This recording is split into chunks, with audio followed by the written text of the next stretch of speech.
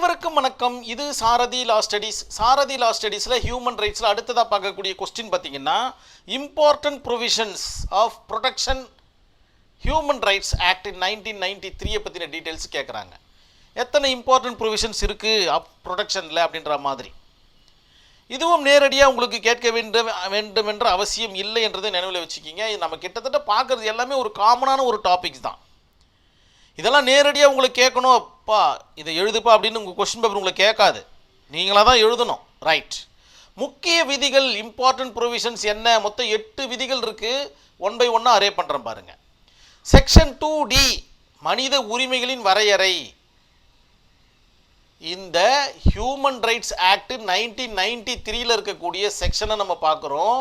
Section 2D of human rights act 1993 clearly say that அப்படின்ற மாதிரி சொல்லிட்டு, மனித உரிமைகளின் வரையறை அப்படின்ற மாதிரி நீங்கள் சொல்லணும்.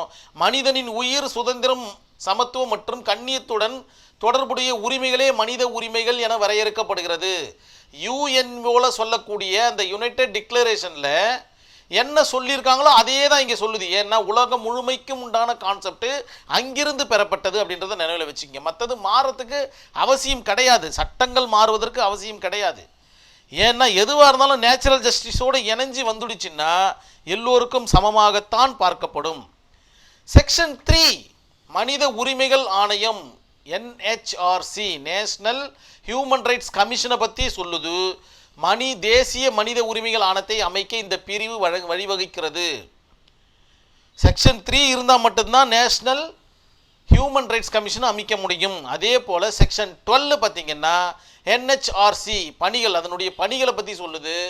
மனித உரிமைகள் மீறல் விசாரித்தல், சிறைச்சாலைகள் ஆய்வு செய்தல், மனித உரிமை பாதுகாப்பு தொடர்பான ஆய்வுகளை மேற்கொள்ளுதல், அரசுக்கு பரிந்துரைகள் வழங்குதல், இதெல்லாம் பார்த்தீங்கன்னா செக்ஷன் 12 மூலமாக நடைபெறுகின்றது.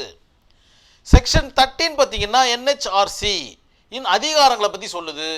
சிவில் நீதிமன்றத்திற்கு உள்ள அதிகாரங்களைப் போல சாட்சிகளை அழைத்தல். எப்படி ஒரு சிவில் கோர்ட்டுக்கு உண்டான அதிகாரம், சம்மன் அனுப்பி பார்த்தீங்கன்னா சாட்சி அழைக்கலாம், ஆவணங்களை கேட்கலாம், உங்ககிட்ட இருக்கிற ஆவணங்களை கொடுங்கன்னு கேட்கலாம், சத்திய பிரமாணத்தின் கீழே பார்த்தீங்கன்னா விசாரணை செய்யலாம், அஃபிடவிட் கேட்டு விசாரணை செய்யலாம் அப்படின்ற ஒரு சிவில் கோர்ட்டுக்கு உண்டான அனைத்து கான்செப்டும் பார்த்தீங்கன்னா செக்ஷன் 13 சொல்லப்பட்டிருக்கு. செக்ஷன் 21 மாநில மனித உரிமைகள் ஆணையம் SHRC. எல்லா மாநிலத்திலும் பார்த்தீங்கன்னா மாநில மனித உரிமைகள் ஆணையம் அமைப்பதற்குண்டான ஏற்பாடு பண்ணிக்கிங்க செக்ஷன் 21 மூலமாக.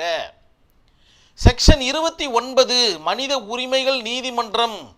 மனித உரிமைகள் தொடர்பான வழக்குகளை விரைவாக விசாரிக்க மாநில அரசுகள் சிறப்பு மனித உரிமைகள் நீதிமன்றம் அமைத்து கொள்ளலாம் அப்படின்றத செக்ஷன் 29 பார்த்தீங்கன்னா டிஃபைன் பண்ணி சொல்லுது. 7வது பாயிண்டா இழப்பீடு பரிந்துரை செய்யும் அதிகாரம். பாதிக்கப்பட்டவருக்கு இழப்பீடு அல்லது நிவாரணம் வழங்க அரசுக்கு NHRCக்கு பரிந்துரை செய்யலாம். அரசுக்கு கவர்மெண்ட்டுக்கு பார்த்தீங்கன்னா NHRC பரிந்துரை செய்யலாம், இவ்வளோ கொடுங்க அவ்வளோ கொடுங்கன்னு சொல்லலாம். 8வது பாயிண்டா மனித உரிமை பார்த்தீங்கன்னா விழிப்புணர்வு பற்றி சொல்லுது.